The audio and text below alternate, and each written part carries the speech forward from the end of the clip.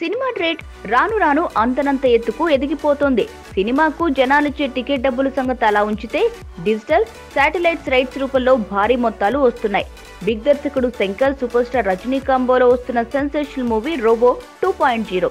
ఈ cinema total satellite హక్కులను Zee TV, Lyca productions కలిపి 110 కోట్లకు కొన్నాయి అన్న వార్త సినిమా ఇండస్ట్రీలో సంచలనాలకు తెరలేసింది.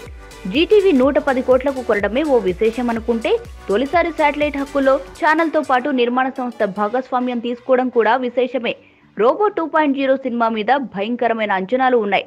శంకర్కు ఉన్న క్రేజ్, రజనీకి ఉన్న చరిష్మా, ప్రపంచవ్యాప్తంగా ఉన్న తమిళ, తెలుగు ప్రేక్షకుల సంఖ్య, ఇంకా చాలా ఫ్యాక్టర్స్ కలిసి ఈ సినిమా మార్కెట్ను 100 కోట్లకు చేర్చేశాయి. దీనికి తోడు బాలీవుడ్ హీరో అక్షయ్ కుమార్ ఈ సినిమాలో మరో కీలక పాత్రధారి కావడంతో బాలీవుడ్ మార్కెట్ కూడా తోడైంది.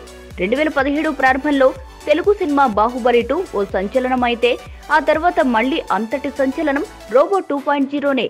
ఈ సినిమా బడ్జెట్నే 400 కోట్లు. భారత సినిమా రంగంలో అత్యంత భారీ సినిమా ఇదేనేమో.